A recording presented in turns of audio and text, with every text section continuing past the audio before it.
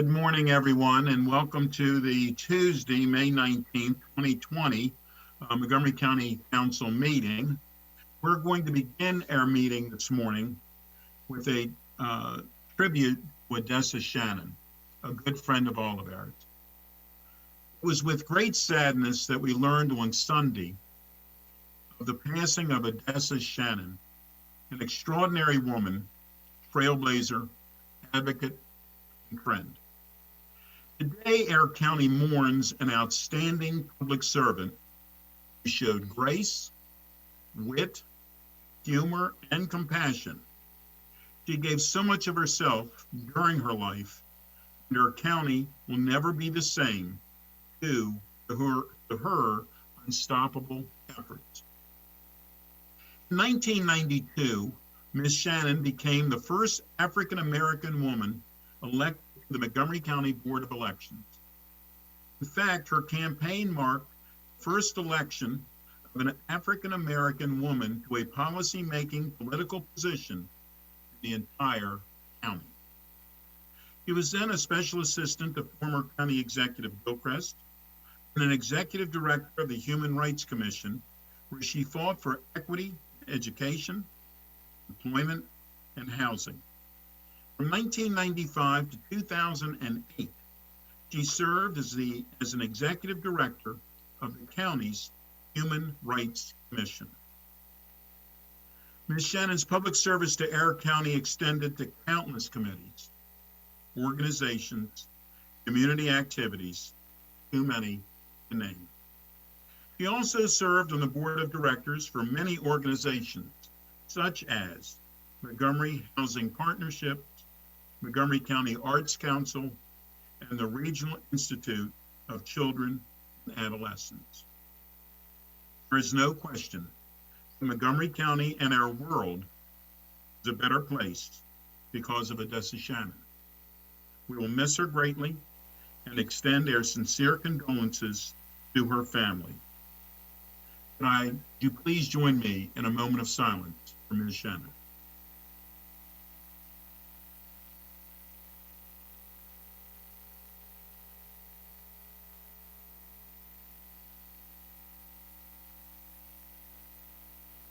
Thank you. Her thoughts and prayers are with her family. Madam Clerk, do we have any announcements, changes to the agenda, or petitions?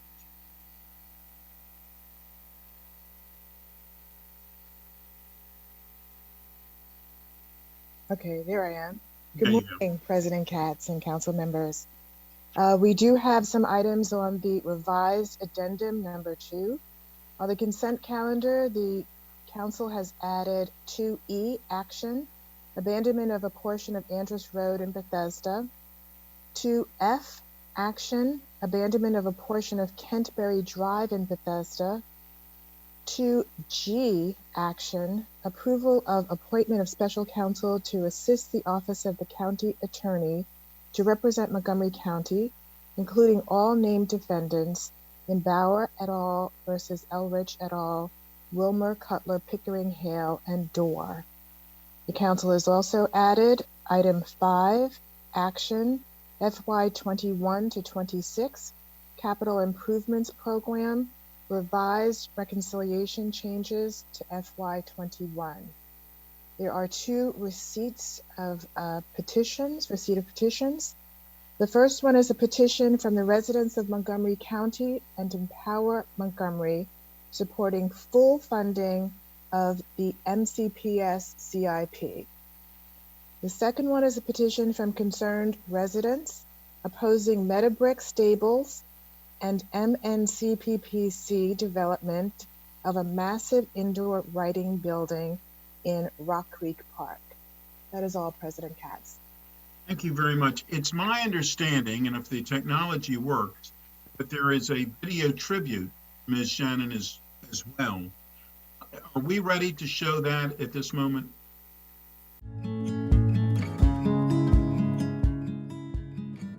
My name is Odessa Mackenzie Shannon. Odessa Shannon was the first African-American woman to take public office in Montgomery County.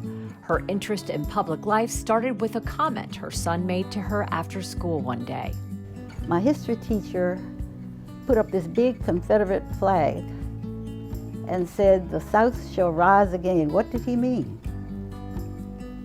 Well, that was my first trip to the Board of Education.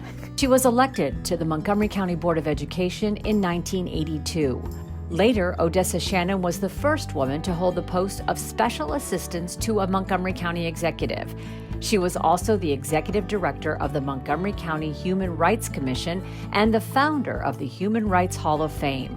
Her goal was always the same, to make things better for others, especially the next generation. When you start thinking about your purpose in life, if you think you found one, there's the satisfaction of knowing that you've made some tiny difference. But I did what I could do. I did what I had the experience to do and the knowledge. And so that's how I entered civil rights. And I've been in it ever since. That the folks that stand around me represent Black history. They truly have been contributors that have shaped, for me as a young man growing up in this county. In many instances, I've been the only Black, the only woman, and those situations are stressful. But again, they strengthen you. I felt I could face anything, and I did have to face a lot, even during that period. The history of African Americans is one of obstacles overcome, progress seen, and triumphs witnessed. And this is not the time to give up the fight. A lot of the young black people have no idea what people went through, whose shoulders they're standing on. And we want to make sure they know that, so that they can carry on the fight, because it's not over. Well, thank you to Susan Kennedy and Mike Spingarth and the entire tech team for that video. That's really a very nice tribute to Ms. Shannon. And with that, we're going to continue our meeting. Next item that we have is a approval of the minutes which have been distributed. Unless there are any corrections, they will be approved as received. And the minutes are for April 7th, April 14th, and April 16th, 2020. And they see no hands of objection, so they are approved as received. Next item that we have is our consent calendar. We need a motion to approve it. It's been moved by Councilmember Navarro, seconded by Council Vice President Hucker. If there's any, hold on here. Okay, I don't see anybody that wants to speak on the topics. If you do, please let me know. I know you're not shy. It has been moved by Councilmember Navarro, seconded by Vice President Hucker, that we approve our consent calendar. All those in favor, please raise your hand. And that carries unanimously. Thank you very much. The next item that we have is legislative session, day 17, and it's calls of bills for final reading. First is the expedited bill 1920, which the Administration County Executive Office of Labor Relations established. And Councilmember Navarro, if you would like to lead that off, please. Thank you, Mr. President. So we did have a work session on May 14th, we already actually have approved the budget for this item. As you recall, there was a public hearing on May 5th. Mr. Tibbetts did testify on behalf of the county executive, and he did share with us that this bill is to improve labor relations by transferring 7 employees from Human Resources to the new Office of Labor Relations to support the Chief Labor Relations Officer.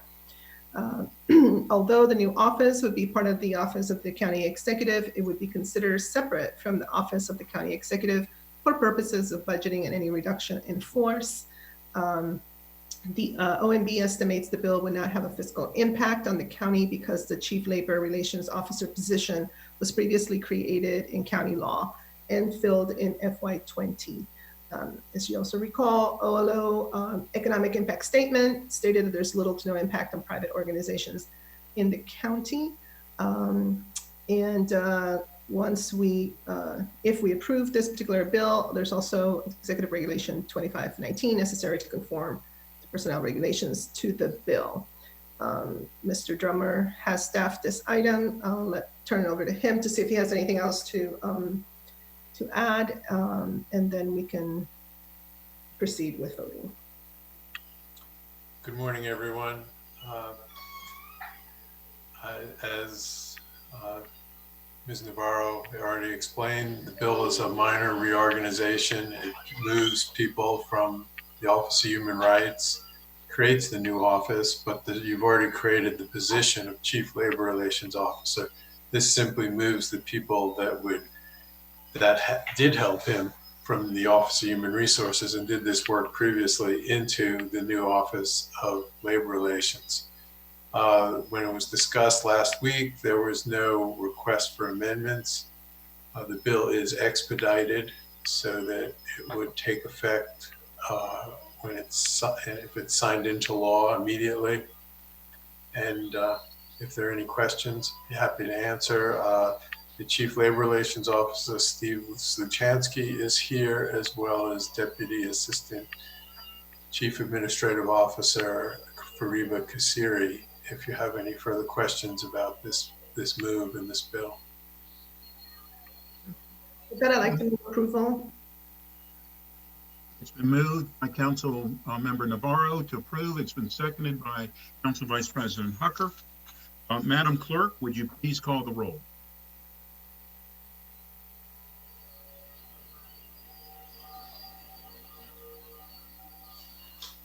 Bob Drummer, you might want to mute.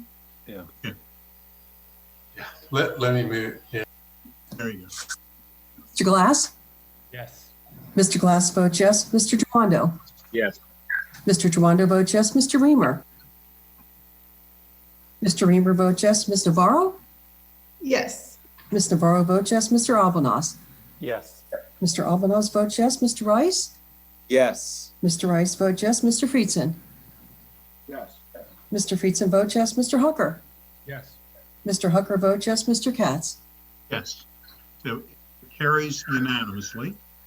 The next item that we have is Bill 2020, the Administration Office of the County Executive Business Advancement Team established. That too is Councilmember Navarro. Would you like to lead that off? Thank you. So this was introduced by Council President Katz at the request of the County Executive. This legislation will rename the current Business Solutions Group to the Business Advancement Team. We also had robust conversation on May 14th.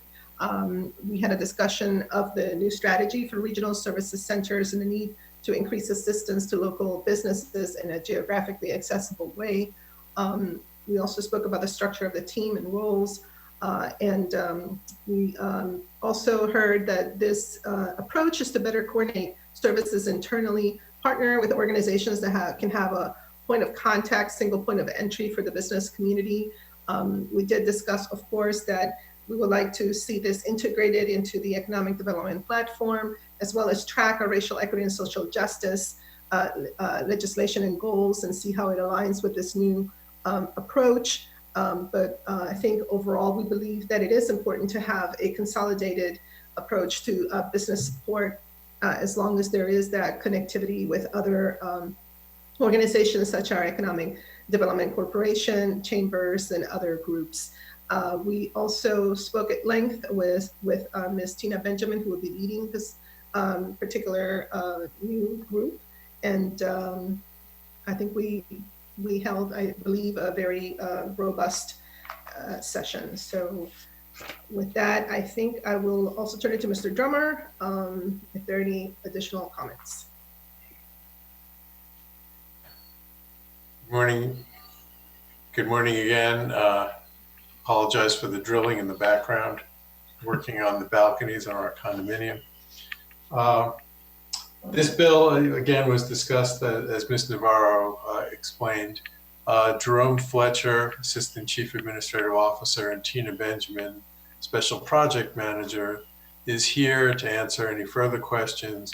Tina Benjamin will be the leader of this team, which will be part of the County Executive's Office. There were two items that were discussed.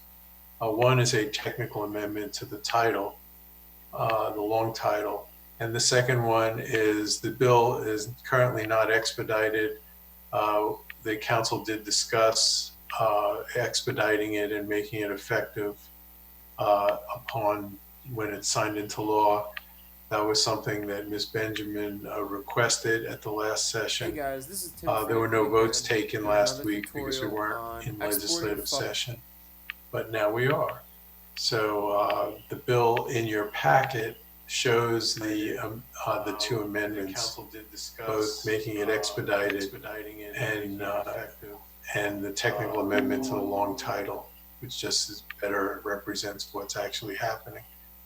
And that's really all I need to say. If there are more questions, I'm here. Mr. President, I would like to move the bill as with the amendments. I do believe that having an expedited bill would be important in light of this pandemic and what we are hearing on a daily basis of how our businesses are being affected in such a significant way. I think it is critical that our county government have the structure to best respond in the most efficient way. So that would be my motion. Second. It was seconded by, the motion was made by Councilmember Navarro and seconded by Councilmember Reamer. I see no speakers on this. Madam Clerk, would you please call the roll? Mr. Glass. Yes. Mr. Glass votes yes. Mr. Tawando. Yes. Mr. Tawando votes yes. Mr. Reamer. Yes. Mr. Reamer votes yes. Ms. Navarro. Yes. Ms. Navarro votes yes. Mr. Albornoz. Yes. Mr. Albornoz votes yes. Mr. Rice. Yes. Mr. Rice votes yes. Mr. Friedson. Yes. Mr. Friedson votes yes. Mr. Hucker. Yes. Mr. Hucker votes yes. Mr. Katz. Yes. So the motion carries unanimously.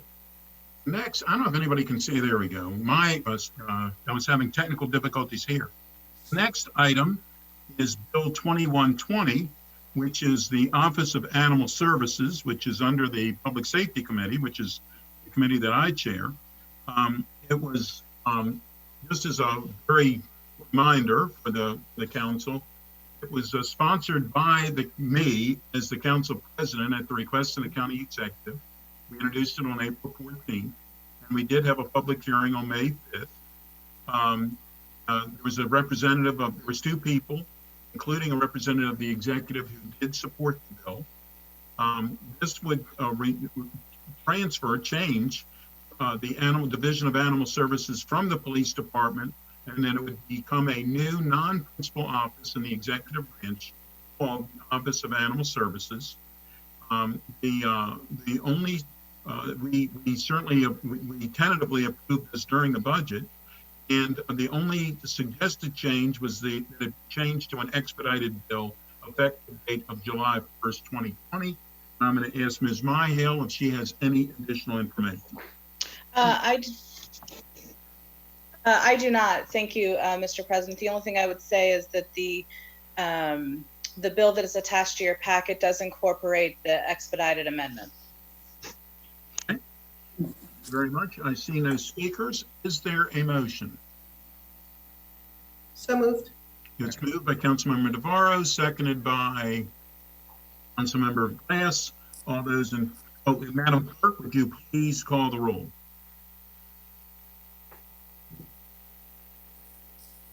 Mr. Glass. Yes. Mr. Glass votes yes. Mr. Tawando. Yes. Mr. Tawando votes yes. Mr. Reamer.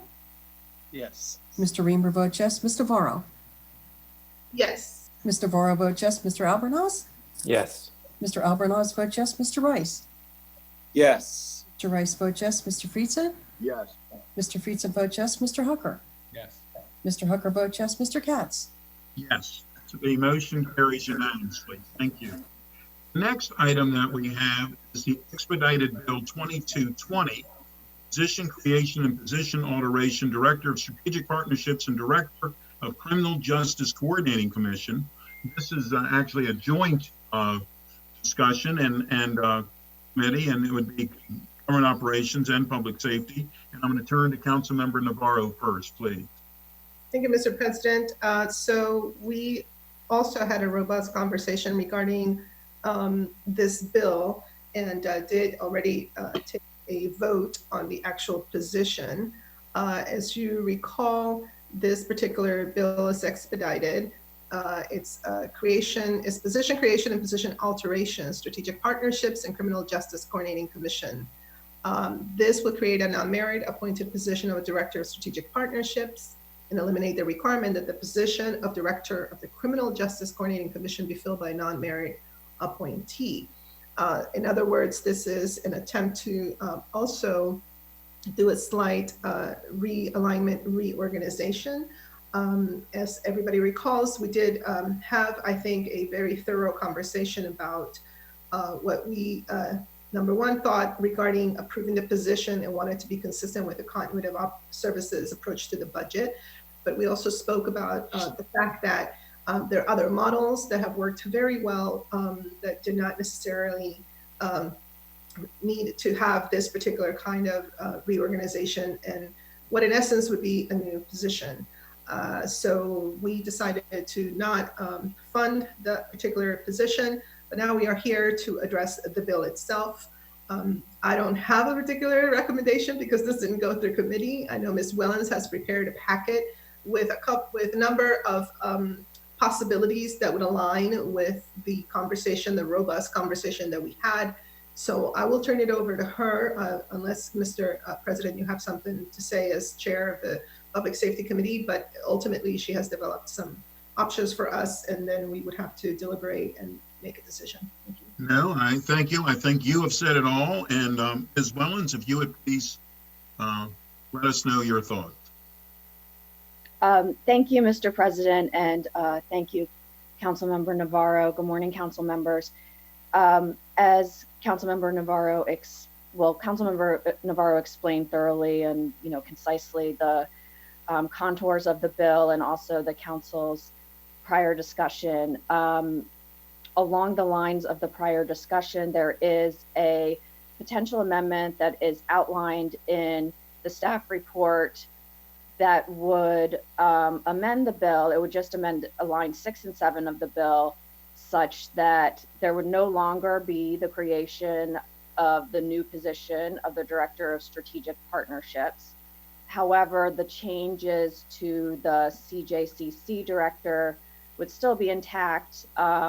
Those changes being that it would no longer be a non-merit position and that the duties of that director would be fulfilled by an individual designated by the Chief Administrative Officer. So I think probably the main options are to, you could vote the bill up or down as is. You could move the amendment that's outlined in the staff report in order to not create the Director of Strategic Partnerships, but still make the changes to the CJCC Director, which I think makes sense because it just kind of reflects the reality that those duties are being fulfilled by somebody designated by the CAO as opposed to a standalone full-time position. So I think those are the main options before you. I'm happy to try to answer any questions. And I believe Ms. Kassiri is here as well. Thank you very much. Thank you, Councilmember Friedson. Thank you, Council President. Thank you to Ms. Wellens. I think the staff report was very comprehensive, both in the work session and for this. I think that clarifying the existing reality, which is that this position, which is now going to be unfunded in this upcoming budget based on the action that we took last week, saving $179,000, is not being filled by this position, that there still is a CJCC, there still does need to be staffing of that, and it shouldn't be tied to a position if a position in and of itself is not necessary as determined by the executive branch. I think while we don't agree with creating a new position that is unrelated to this as part of our continuity of services budget, clarifying this change and reflecting what the current reality is, I think would be appropriate. I think it was a good suggestion. So I think with the amendment of not creating the Director of Strategic Partnerships, a position that we have effectively unfunded in this upcoming budget, but in changing the responsibility so that it reflects the current current reality so that we're matching the law to the reality, I think that would be appropriate. Thanks. Thank you. Councilmember Navarro. Thank you, Mr. President. I want to thank Ms. Wellens for putting together these particular options. So I'd like to move the amendment to the bill that would eliminate the need for a new director of strategic partnerships, eliminate the requirement that the director of the Criminal Justice Coordinating Commission, CJCC, be non-merit, and allow the chief administrative officer to designate a director of the commission. Second. It's moved by Councilmember Navarro and seconded by Councilmember Friedson. Councilmember Jawando. Thank you, Mr. President. Ms. Kassiri, if you're there, I just wanted to know where the executive is on this potential amendment and as a potential solution in light of the fact that the position wouldn't be funded, even if it were to move forward. Yeah, good morning. As far as position being unfunded, that was council's decision, and I just would hope that CJCC responsibility has been reassigned to another ACAO. But I would really request that if he can keep the position, so possibly we can come back and discuss this with the council in the future. So at this, yeah, I would really request. So it sounds like you'd prefer just to have the position, even if you can't have it funded. So then if down the line, you're able to make this alignment, you'd prefer that as opposed to the amendment that's before us. That would be the executive's position. Yes, exactly. And honestly, this is so important to county executive. And I know everybody understands this, but this position is not only going to benefit our relationship with county council, even coordinating the effort with our departments through Office of the County Executive with County Council. So I will just please beg you, just now, if you can just pause and let us to come back to you in few months. That's all I would ask at this point. I think that's reasonable, but if the votes aren't there and the amendment does pass, how would you, I think the issue that you're seeking to solve as far as communication with council is a huge issue. And so I would encourage you, again, I think what you're proposing is reasonable, and I'd be in favor of, since the money is off the table, of allowing the position to remain vacant until the financial situation changes. But even if it doesn't go that way, I would want to know either now or very soon how you intend to address the communication issues with council, because that needs to happen regardless of what action we take today. But absolutely, and I've heard every single council member, and I remember Ms. Navarro clearly explained that, and how she used to hear the communication and how things haven't been working. We have a plan. We'll come back to county council, but frankly, having additional resources is the key to make sure we do it at least logistically effectively, because there are some logistical things behind this whole process, and there is these communication. And this position would have been involved with both. Got it. Okay. Thank you, Ms. Kassiri. Thank you. Councilmember Glass. Thank you, Mr. President. I'm a little confused by this conversation. Yeah. Last week we talked at length, as has been mentioned, about the communication between the executive and the council. We talked about it in context of the broader budget and the financial aspect of this position, and ultimately the council voted, I will add, in haste, to defund that in the heat of that conversation. What does this amendment do? Because it seems to me the council has already voted that this position is not something we think is good at this time. And so it seems to me that the interest is in just voting this down, and I'm not quite sure what this amendment does. Ms. Wellens, can you explain it a little further?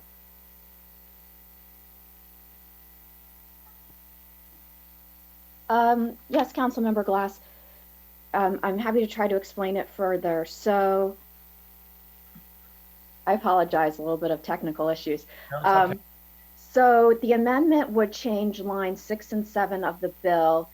What lines 6 and 7 currently do is to establish a new non-merit position of the Director of Strategic Partnerships.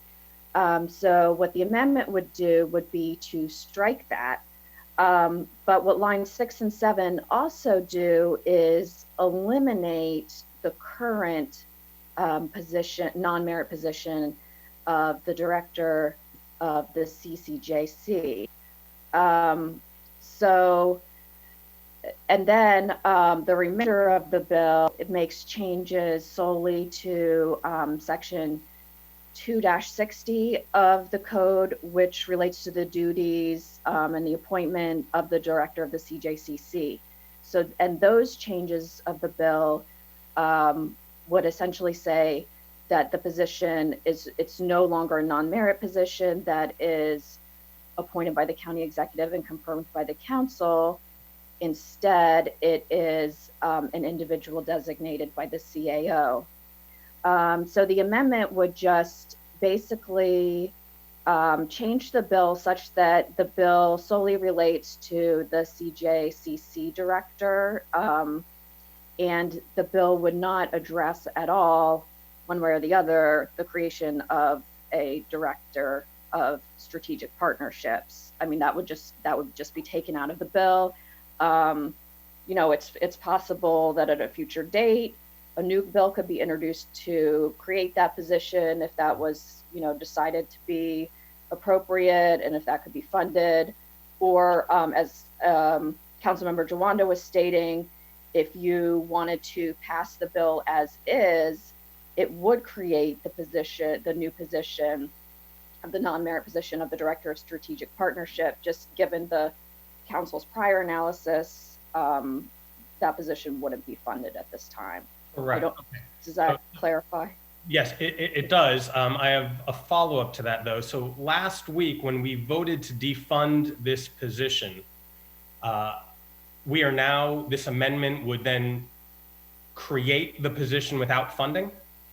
No, the amendment would align the bill with that prior vote. In other words, the amendment would say, we're not creating the position that we decided not to fund. If without the amendment, the bill would still create the position.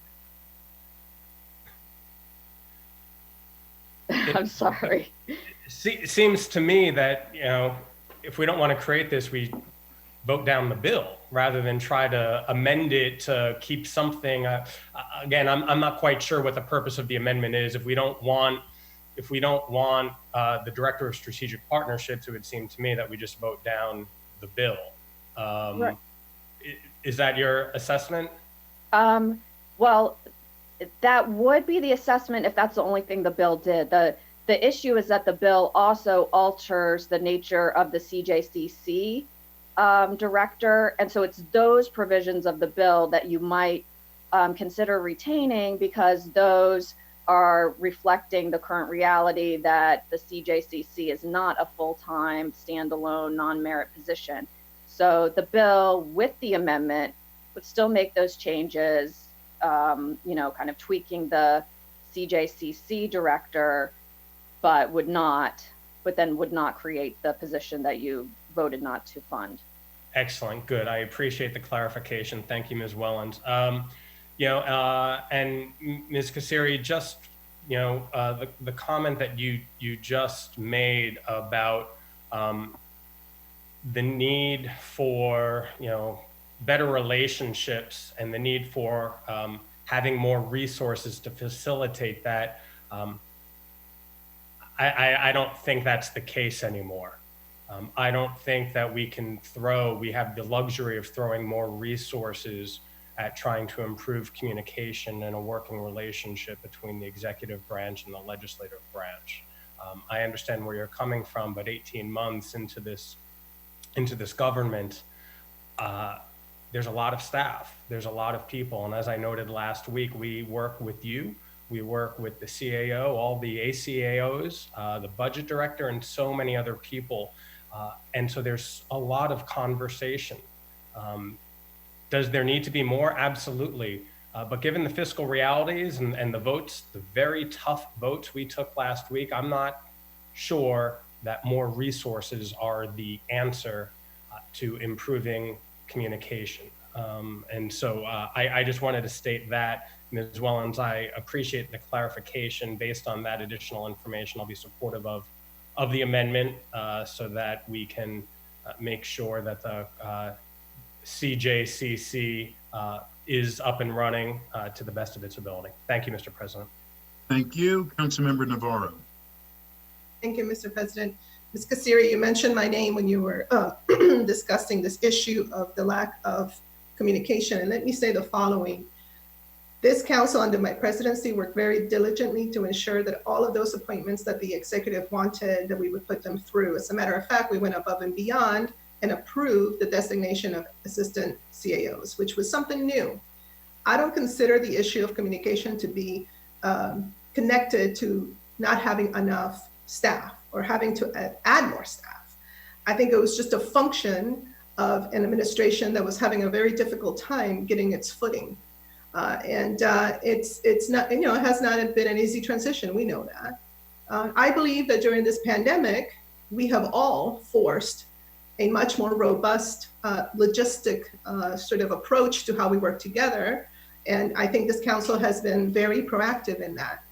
So I do not believe, nor would I ever support the notion that in order for us to have a seamless communication and a seamless, productive working relationship between the two branches, that the only way we can achieve that is by adding more positions.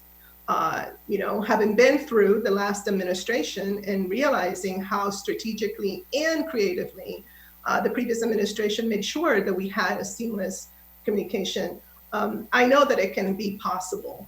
And so I believe more than any time, of course, because of the pandemic, we should not be adding positions. But even if we didn't have the pandemic, to be quite frank, I never felt comfortable with this notion that we needed to somehow add. I think that it is very possible if folks, get together and devise the strategy for us to continue to have robust communication and for us to have collaboration. So that continues to be my position, but I really wanted to clarify that because if you look at it, I believe that actually we have been able to designate through these ACAOs more capacity for the executive to have portfolio-driven folks, and I think that there should be plenty now of positions to work with the 9 of us. So just want to clarify that. I was actually acknowledging what you said because you said it so well last week. I was just acknowledging. You did acknowledge that a part of one ACAO, but many other ACAOs and others were involved. I was just acknowledging because you explained it so well. I appreciate that. That I was really acknowledging that. Today I was just trying to emphasize there is that piece of it, which anytime you could call or you just explain how you call these different individuals. And all I'm trying to say is even logistically having, and I'm not going to go into it, but I'm just clarifying. I was acknowledging what you were saying. I appreciate that. I 100% agree with you. You're absolutely right. We should be able to do that. Yes. Thank you very much. Thank you, Councilmember Albernaz. Thank you, Mr. President. And as I said during our last discussion, I appreciate the efforts of the administration in acknowledging that there has been a communication challenge and respect their interest in addressing it. But for the reasons we stated last time, I just don't think it's the appropriate time to do that in this way right now. And it feels like that would be another cook in the kitchen. And I think there's an opportunity within the existing structure of staffing for us to improve communication. And I'll give you an example. During the pandemic, and I know my colleagues in other committees have done the same thing, but we are having, up until we were discussing the budget, weekly discussions and briefings from the Department of Health and Human Services, and Ms. Sturgis joined those phone calls. And I found it to be very valuable to have somebody from the second floor within those discussions, and she was able to more proactively address some of the issues that we were talking about at the department level and connect it back to the second floor. And I think that has resulted in some greater efficiencies. And that's just one small example, but I think there are more moving forward in which we can create a structure of discussion and communication around specific issues that is a little bit more seamless than what we have right now. And so, and you also have folks on the second floor who've been around longer and have their bearings more straight than they did maybe 6 or 8 months ago. And I think that will be a benefit as well. And with regards to hanging onto the position by not funding it, I respect that, but it's not really much different than us coming back at some future date. And if the county executive would like to see this move forward, as we have with positions with labor relations, as we have with other positions that have been presented by the county executive, we can revisit it at that time. And so it's a tool I'm very familiar with, hanging onto a position within the department, but not funding it. But I think in this instance, you're hearing from council an interest in exploring this later. And I think that's a sincere and authentic interest. And so I don't know that it's necessary to keep the staff position on the rolls. I think we're going to have this discussion at some point later on anyways. And the mechanism that we use is really not that different between, presenting the position formally all over again versus restating it through the other process. So I support the amendment, and I know that we're going to revisit this as we are so many other issues. But I think that's a smart way to go right now, and do acknowledge the effort, especially over the last month, to improve on some of those communication issues. Thank you. I just think I wanted to be clear on mine. I actually am somewhere between what Councilmember Jawando has said and what Councilmember Albornoz has said. I believe that we do need better communication between the county executive and the county council. I think that is, to me, has been crystal clear for a while. And I think we need to do that. And if it means to provide for the unfunded position so that we can at some point have the discussion later so that we can figure out what's the better way to communicate, whether I'm fine to do that. I'm also fine to consider what Councilmember Albornoz just said. Basically, it's the same thing, except that we would be discussing it later on rather than giving an unfunded position right now. So I have some great question of how we should do this together. I do believe that if we want better communication from the county executive side to the county council side, we need to give the county executive some flexibility on how to do that. Councilmember Friedson. Thank you, Council President. I think we have given, as the chair of the Government Operations Committee noted, significant flexibility with a tremendous number of new positions and reorganization that we fulfilled in warp speed last year at the interest of the county executive. There were some of us who actually said that we should slow things down and request a more formal and more well-formulated plan of exactly how these positions were going to work, but out of deference to the county executive to provide that level of flexibility, that was provided. And I think that level of deference has occurred, but we're 18 months in, and now it's time not to look at adding new positions, but figuring out how to make things work. And I really do not believe this is a resource issue. This is a leadership issue. And I hope that the county executive is committed to the communication as he is to the position, that he is looking to help facilitate that communication. Clearly there's a problem, but this is not the appropriate solution. And last year, some of the reorganization, we did something similar, where the proposal was to take completely unrelated positions and move them into new offices and move them into new roles, and explaining them to the public and explaining them during work sessions was extremely difficult and extremely challenging and not particularly transparent. The easiest, cleanest, and best thing to do is for us to move forward to simply address the fact that the executive branch has identified a position that's not necessary, and to untangle the requirement that the CJCC be staffed by this particular position, which is no longer needed, and to allow for the flexibility, which is what this bill as amended by Councilmember Navarro at the suggestion of staff would do, would allow the county executive, based on his prerogative, and the CAO, based on his prerogative, to assign the appropriate person to staff these responsibilities. If there is an interest of creating new positions, I'd hope that they'd be offset by eliminating positions. We still are waiting for the first indication of the reorganization and restructuring that we have been told. Here was the first time a position was identified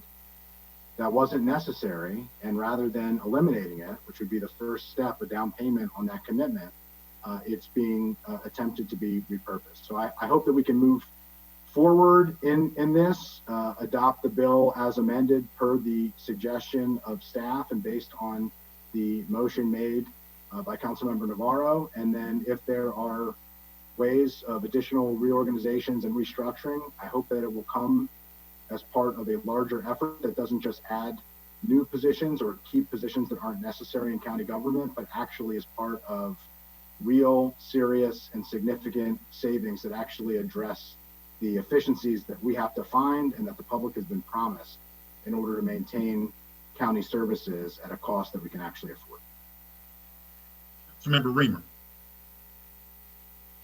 Thank you, Ms. Kasiri. Who's performing the work now for the CJCC? Carolyn Stewart, are one of the ACAOs. So the legislation now just allows this work to be performed by another designee. It's already being performed by another designee. Yes. You know, I'm ambivalent here. It's not necessary to act on the legislation. I think we could just simply remove it. I don't know if procedurally how you do that at this point. Might need a motion, but I'm happy to vote.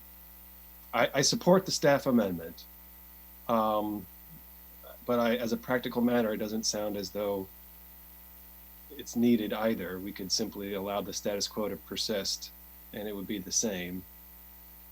And that would be fine, you know, but I guess if the council president wants to recommend that we not act on this bill and just leave it and come back to it another day or not, I'm fine with that as well. Thank you. Or I'm happy to vote for I support the staff amendment, but I'm also willing to just simply table it or just not have it. Okay, thank you. Councilmember Giwando. Thank you, Mr. President. I actually that was going to be my motion, that we just would table the amendment and then table the bill. Just so we have that flexibility in light of the conversation that's already being considered. Ms. Sturgis is already fulfilling the responsibility. That way it's not fully off the table. We can come back to it. The position is not created today, but we can revisit the bill if we need to. So that would be my motion to table the amendment. Is there a second? Council Vice President Hucker? Excuse me, you have a motion. It needs to, are you trying to amend the motion or? The motion that Councilmember Giwando just made, are you saying I don't need a second for his motion? No. We have to dispense with the first motion. Well, that's what I was trying to do, was dispense with the first motion. Maybe I used the Robert's rules. Well, if you're trying to table it, I guess my understanding is that table the bill, right? Then I guess if you have 5 votes to do that, then there's no debate and it's over and it goes away. But for a table, I do need a second on that. Is that correct? Yes, yes, you do. So, and Council Vice President Hucker, you did second it. Is that correct? Yes. So it's been moved by Councilmember Giwando, seconded by Council Vice President Hucker, that we table this this action, this expedited bill. All those in favor, all those in favor. Can we just discuss? Go ahead. You can't discuss the motion to table, actually. Well, but can I have a point of clarification not to discuss the motion? From a procedural standpoint, can the motion to table the bill while there's an active motion on the floor? There's an amendment and an active motion on the floor. That is what we can do, but that's a good question. Mr. Drummer. Yeah, I believe if there's 5 votes, you can move to table it. Unfortunately, I didn't bring my Robert's Rules of Order with me. From what I remember last time when I made a mess of this whole thing, that is what we could do, and there's no debate. There's no debate. You got it correct, Mr. President. It's a tabling motion supersedes all other motions and needs to be dispensed of before you can go to any other business. So, based on that, it was moved by Councilmember Jawando, seconded by Vice President Hucker, that we table this motion. All those in favor of tabling the motion, please raise your hand. So that is Councilmember Glass, Councilmember Reamer, Councilmember Hucker, Councilmember Jawando, and Councilmember Katz. So that is 5 votes to table. All those opposed to tabling it, please raise your hand. That is Councilmember Albornoz, Friedson, Navarro, and Rice. So this motion is tabled 5-4. Thank you very much. Next item, Mr. Drummer, I get to move on, right? Just correct me if I'm wrong here. Move on. Okay, thank you, Mr. Drummer.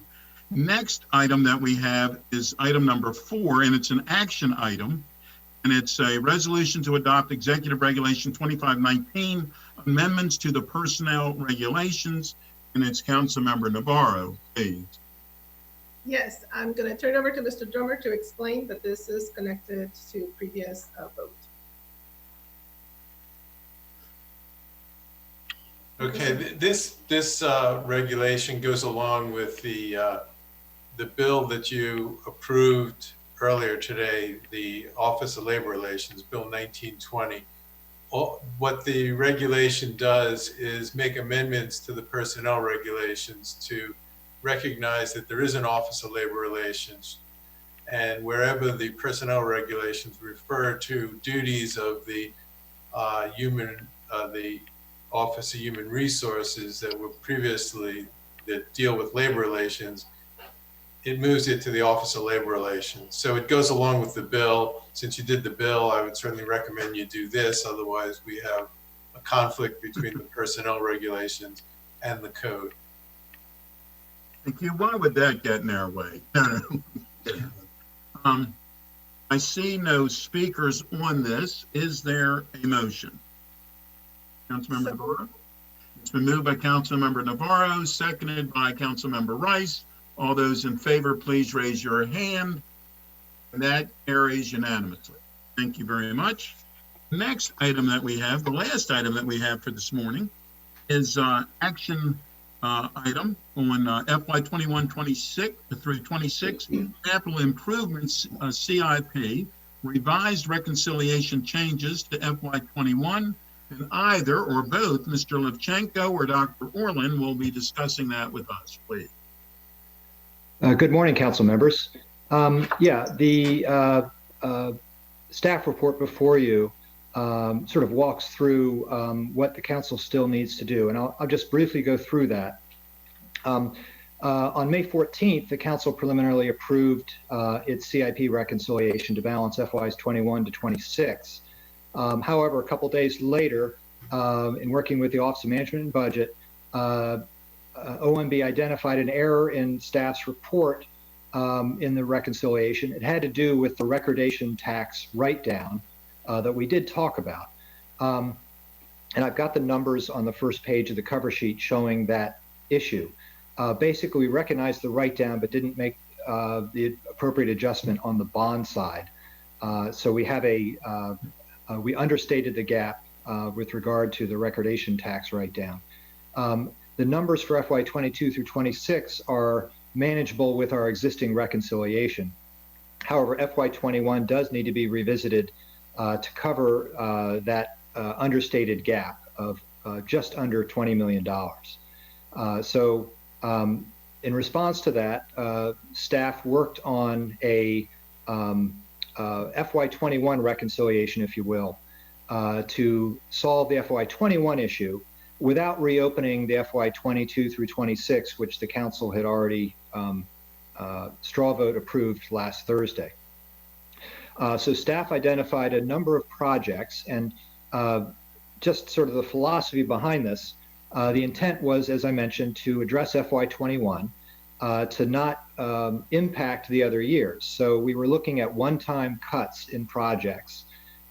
This is somewhat akin to the PAYGO exercise that the council discussed last week as well.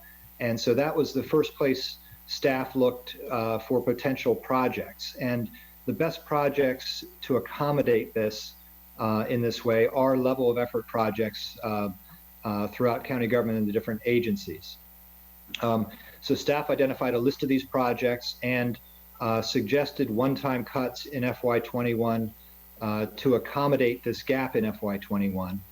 And we provided that in the packet. You'll see on page 2 of this packet, we have a list of projects within county government, public schools, and Montgomery Parks that, with adjustments from the reconciliation from last week, that if all taken would add up to $20 million. In addition, staff identified some additional projects that could be taken or alternatively taken if any of these were not desired by the council.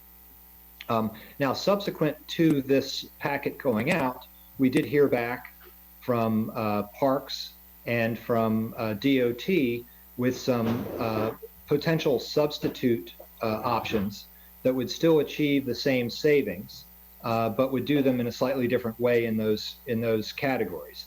And staff then put out an addendum packet late yesterday that revised this chart that was on the original packet and shows those new changes, because staff was comfortable with those changes because they were the same dollar amounts in FY21 and in the same general categories as well. So staff felt that was certainly within the spirit of what staff was trying to do anyway, and it had the benefit of having the preference of the departments affected. So the addendum packet now shows a revised chart, and the revised projects are italics and bolded, so you can see those. But it still adds up to the 20 million.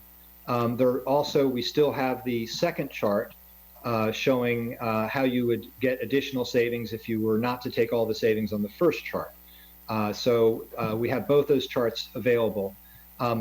At this point, I'll ask for the council president's preference whether you want us to read through each of these changes or discuss them based on any questions council members have. In the interest of time, I wasn't sure which way you wanted to handle that, Mr. President. Well, thank you. But first off, does Dr. Orland have anything to add? Sure. Can you hear me? All right, we can. Okay. For some reason, my video went off. In any event, we also heard in the last hour, council members got copied on this as well, from Montgomery College. There were a couple of alternative cuts that we had suggested on page 3 in the college, should you want to use those instead of part of what's on page 2. And they have come back with a revision to that, just as DOT and Parks has on the page 2 cuts. So if you wanted to not do any of the ones on page 2, and you wanted to replace it with a cut from the college is now suggesting, instead of cutting Capital Renewal College and PLAR to a total of $1 million between the two, they suggest a cut of site improvements of $700,000, elevator modernization of $200,000, and roof replacement of $100,000. That adds up to the $1 million. And as Keith was saying about DOT and Parks, it fits within the spirit of what we were trying to come up with. And again, the college reductions, Mr. Lubchenco and I are not recommending, but they're there as alternatives should you not want to cut something on that initial $20 million list. I hope I made that clear. Thank you. Thank you. Mr. Lubchenco, to your question, I think what I'm going to do is ask for questions of the council, and then if we need to go back through and give more information, we will do that. But I think that we can start with that, and we're going to start with Councilmember Wright.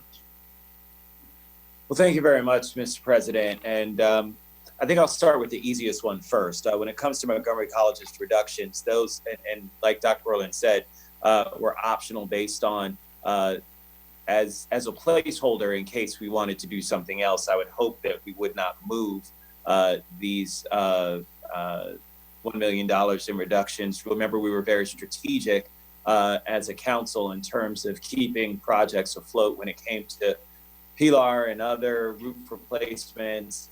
So we were very strategic about how we did that, and that would up in the apple cart. Now, certainly Montgomery College just then came up with other recommendations to alleviate that so that we could keep that strategy in place. Nonetheless, I would recommend us diving in. The college was very lean in terms of its recommendations. When it came to Montgomery County Public Schools, both you, Councilmember Katz, and myself, Mr. President, have spent a lot of time and represent the greater surrounding area of Southlake Elementary School. We certainly understand the concerns and challenges that the school faces, not only from a very challenging physical structure, but also some of the challenges inside the classrooms. Understanding that this is one of the schools with the highest free and reduced meals rates, as well as highest number of students who have English as a second language.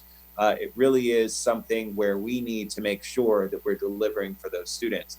And while we were able to keep Neilsville Middle School, that also has very similar things on track, unfortunately, just based on timing and where the project fell in terms of expenditures, Southlake Elementary School was temporarily pushed out of the CIP in terms of keeping it on schedule. I will say this, our commitment to Southlake remains strong. We know that this is a priority, not only for us, but I've talked directly to our superintendent of public schools, who also has reiterated that this is an incredibly important project moving forward. And so what I've proposed, Mr. President, is for the Education and Culture Committee to come back in August or September to understand what the puts and takes are of the current CIP budget. It is quite understandable that based on this global pandemic, there will be projects that will not be able to move forward just based on feasibility. We do not yet know what those projects are. There will also be cost savings associated with some projects as construction costs have already started to go down. And there may be adjustments that will be made that will allow us to keep our priorities in place. The key in this whole thing is I don't want to go into a discussion about pitting one school against another, pushing one out for another one. That's not what this is about. This is about us making sure that we prioritize all the things that we know are incredibly important to this council and to this greater community. And I really appreciate folks who are don't even represent the area, who understand just how important this is, which is all 8 of my colleagues. And so I really want to thank you for all of your continued conversations with me and with the community about supporting this ever important project. And so my promise, and I want to make sure it's very clear, this is recorded. My promise is we will come back to this. I've already talked to the president of the Board of Education, as well as the superintendent of public schools. Everyone is in agreement. We are coming back to this. We are going to discuss this in greater detail and figure out a way to make sure that our priorities continue to be the priorities that we know have to move forward. And so I can't say more than that, Mr. President, but did want to make sure that all of you understand where I stand as the chair of the Education and Culture Committee, what I think is the best strategy for us moving forward, and look forward to working with our greater community, the Southlake community, our members of the Board of Education and our superintendent, and each and every one of you to move those forward accordingly. So thank you. Thank you, and well said, and thank you for all of your hard work on this, Councilmember Rice. Councilmember Reamer. Thank you. I appreciate the comments from the Education Committee Chair, and I heard during our discussion on the full CIP, expressed a similar observation about the need to come back in the fall and take another look, and I think that makes some sense. I think we're all concerned about the elementary schools and the projects in the major capital projects category. So we'll see what happens with slippage and various things. I did want to just note, but just want to be clear though. So there isn't a change recommended to what the staff had proposed. Is that correct? Yeah. There is one, I'm sure the chair will get to for the college. Park and Planning, we had conversation with them over the weekend. So they had some changes to how they would prefer to absorb the cut. Mr. Friedson may get into that as well. But you know, this is not fun. There's a lot of stuff in this FY21 list that I know certainly there were some items here that I was really excited about. I believe in the economic development category, the county government projects. That's a expansion of the bio wet lab facility in Montgomery College in Germantown, which was really exciting. So hopefully we can put that back next year. You know, this is what we are expecting. We're heading into very difficult fiscal environment. Revenues are declining, and you know, there's going to be more of this in the coming months. So, thanks. Thank you, Councilmember Glass. Thank you, Mr. President. You know, I appreciate the comments from the Education and Culture Committee chair, of thoughtfulness about how we go about conversations and making these tough decisions. Particularly, you know, I know there's a lot of interest in the last 24 hours regarding Southlake Elementary School, and while it is in the Education and Culture Committee's district, it is across the street from Mr. Katz's, the council president's district as well. So there is a lot of interest from everybody, of course. And so, and not wanting to pit any schools against each other, but for me, as I said last week, when we all had the opportunity to speak about this in more in depth, you know, equity is important to me, and I do appreciate the proposal to continue this conversation and to see what is possible, because ultimately that's what we're here for. And as Mr. Reamer just noted, our tough budget conversations are going to continue, and this is the tip of the iceberg, unfortunately, given all the budget projections and revenue shortfalls that are likely to be before us. And so it is, I lament the fact that we will probably have to have these conversations more in the coming weeks and months, but those present opportunities for us to apply a different lens. One, I hope, prioritizes equity as we go through these budget conversations. But again, I do appreciate the thoughtfulness between council and particularly MCPS to do right by all of our students throughout the county and recognizing the varying needs that do exist. So thank you. Thank you very much, Councilmember Jawando. Thank you, Mr. President, and thank you to our fearless leader, Councilmember Rice, and the Education and Culture Committee for stating it so well. And I think we're going to take it up even before the fall. So as far as the coming back is in potentially in August in the summer. So, you know, Councilmember Glass hit my nail on the head as far as all of us feel equity. Those of us have been to Southlake. We know the need. We know how, and we've seen it. And everyone, including the superintendent, the Board of Education, I think wants to just have the full information, see about construction costs so that we can hopefully quickly come back and make sure that that gets in. Obviously, there's a ton of need. It was a tough decision to make. The high schools were critically important. And so I really appreciate the chair's work as a coalition with all of us to, as well as the superintendent and the Board of Education and the community who organized in a way across the county that has been very impressive and is indicative of the need and the advocacy for the students. And as my elementary students talk in the background, I will stop there. But thank you, Mr. Chair. Thank you, Councilmember Friedson. Yes, thank you. A lot of what should have been said has been said. So I just quickly wanted to say, you know, we're here to talk about cuts, additional cuts. I think that, you know, I'm glad that we were able to identify them. It was a good collaboration between the Office of Management Budget and our council staff, but this isn't about adding new funding or picking additional projects. It's about finding an additional $20 million in cuts for next year and making further difficult choices on top of the tough choices that we've already had to make given the significant fiscal constraints that we face. And I think that we've struck a decent balance, and one that I think we should be proud of, but recognizing that we have lots of things that we wish we could have done and lots of projects that we wish we could have funded in the initial conversation based on the CIP that we had the straw vote on last week and based on these additional cuts. I am pleased that given these additional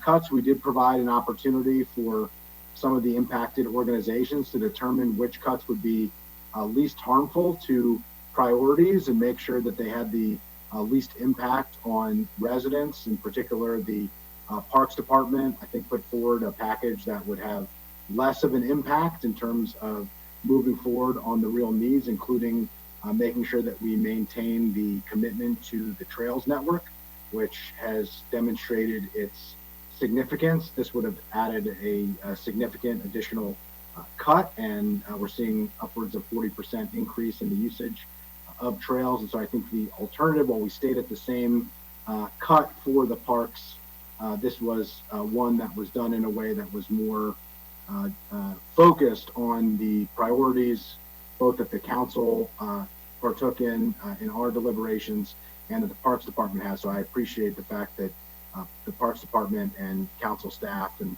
several council members were able to step in to make sure that these cuts, while difficult, have the least amount of impact as possible, and look forward to the tough decisions that we're going to have to make and the challenges that we're going to have to continue to face, because the fiscal constraints that we have are not going to get better, they're going to get worse. And this puts us in a position to be able to weather the storm as best as we can while protecting the priorities that we all have and that we all share, recognizing that there are many projects that we wish we could have funded, that we wish we could have done, and that we will continue to work on as we get through this budget and move forward into the future. Thank you. Councilmember Navarro. Thank you, Mr. President. Well, you know, not the kind of situation any of us would want to find ourselves. This, again, is another attempt at trying to make sure that we are cautious and recognizing that our, debt, the debt service is such that we have to continue to be careful. And so looking at these, looking at the list, none of this items, none of them are items that I would have wanted to support. But I understand what we're dealing with and understand the relationship between our debt service and also how it crowds out areas of our operating budget, which at this particular time, more than ever, we have to be mindful because there is just so much uncertainty. So I really appreciate Councilmember Rice's comments. I agree with him in terms of Montgomery College. I agree with him in terms of Southlake. I will only caution us when I hear the word equity mentioned. The reality is that we have so many schools that can make that case, and so we're trying to do everything we can to address as many of them as possible. But the reality, and I think it's important to recognize that, is that our county has many, many schools that are affected, that need to be addressed, and that have similar, demographic characteristics. And so we're doing everything possible to address that within these very tight resources. So again, I'm not happy to have to come back to this because we deliberated and I felt we had found a great balance, but here we are having to address another 20 million, but do agree and hope that we will support this particular chart. I know Montgomery College has communicated via Mr. Howard that there are some other things that they would consider if we were not to adopt this one, but I think this is balanced and I will support it. Thank you. Thank you, Councilmember Albernaz. Thank you, Mr. President. I want to thank Dr. Worland and Keith for turning around so quickly these adjustments, and appreciate all the efforts of everyone to seamlessly in a record amount of time address the $20 million shortfall that was identified over the weekend. And very much associate myself with all the comments of my colleagues regarding just how difficult and painful this process has been, and an acknowledgement that it will likely be even more painful moving forward. And we will continue to do as we have done, which is do our best to hold the line and address the needs as holistically and strategically as humanly possible. And I can't thank Chairman Rice enough for the acknowledgement of the need to revisit some specific projects in particular, given all of the very well stated reasoning for the school system making them a priority in the first place. And so it will be an appropriate thing for us to come back and talk about this as we are with so many other issues as the picture becomes more clear. And I also want to state that this council has taken pretty remarkable efforts to address the needs of families in crisis right now. Many of the families that are students and go to these schools, and we will continue to do that because we know that what lies ahead is perilous. And so while we work on a parallel track to address the long-term capital needs of these buildings, we want to address the needs of the families that are struggling financially, that are struggling with food security, that are struggling with, socially and emotionally, and that we know are going to struggle academically as people come back to school. And so we stand ready, as we always will and always do, to support and stand up these families as well. So thank you, Mr. President, and I look forward to revisiting this issue in the near future. Thank you very much. Councilmember Reamer.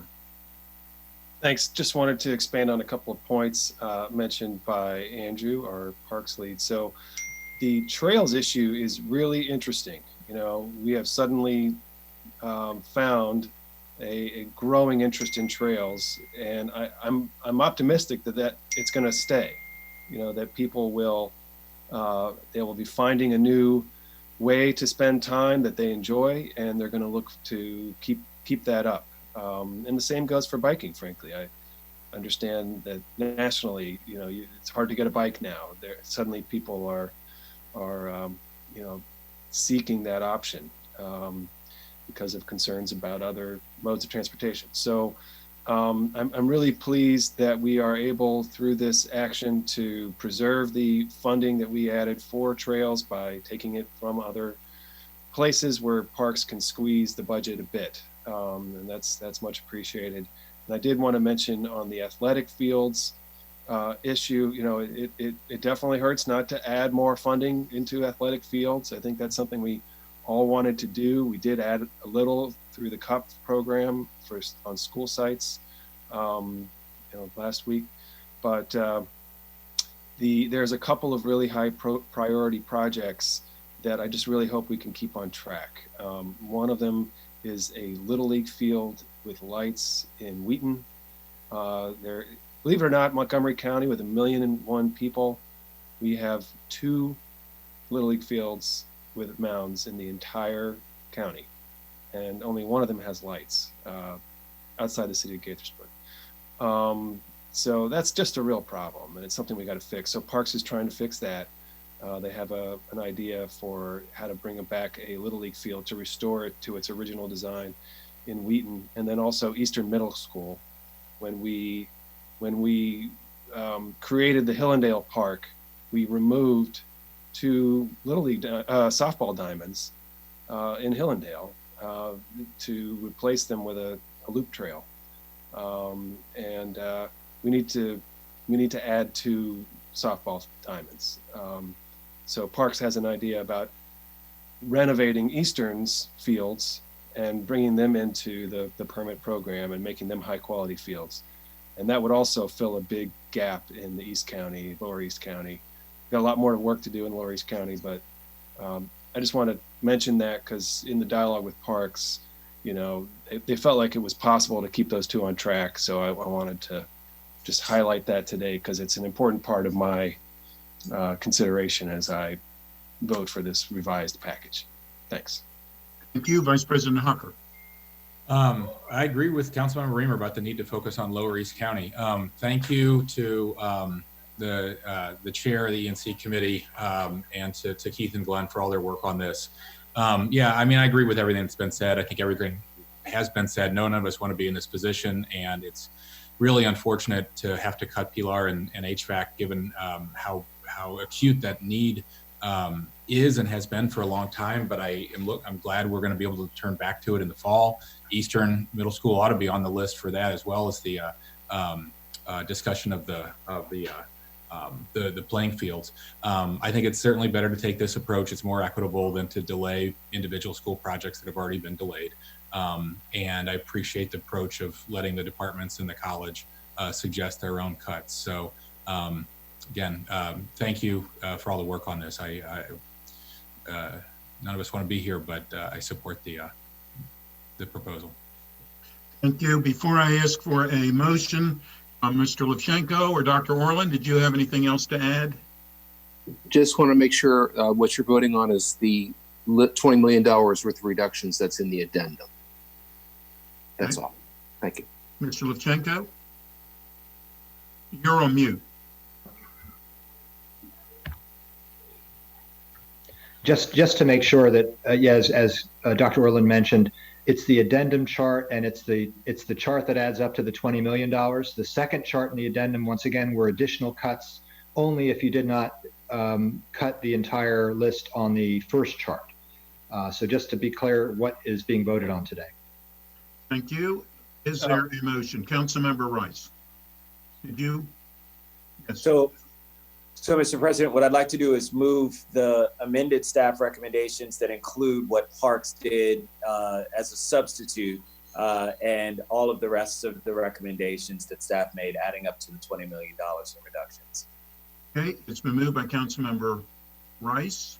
Could I add, excuse me, could I add, it's not just Parks, but also DOT. I'm sorry, and DOT. Thank you. Amended motion. No, the college changes are not on the list. That was an option. So the college isn't added in. They're not being cut. Correct. Right. Okay, it was moved by Councilmember Rice. I'm sorry, I think I missed something along the way. So the motion is not to save the funding in the college, is that right? No, the college isn't taking any reductions. The college was just a proposed option of a reduction if we needed to replace reductions that were already there with something else. So the college reductions are off the table entirely. We're not in the recommendation. So it's That's correct. Chart 1 with the additional amendments for the Parks and DOT, correct? Yes, that's correct. Councilmember Navarro, thank you. Okay, it was moved by Councilmember Rice. We're looking for a second. Second. Seconded by Councilmember Friedson. I felt like I needed Councilmember Rice. I got as an auctioneer over here. I got 20 minutes. It's been moved by Councilmember Rice, seconded by Councilmember Friedson. All those in favor, please raise your hand. And that is unanimous. Thank you very much. Well, with that, we're actually adjourned unless we have any special meetings, which always watch this space. Unless we have any special meetings, we won't have another meeting until all the way till Thursday. Thank you all very much for being here. We are adjourned. We'll miss you.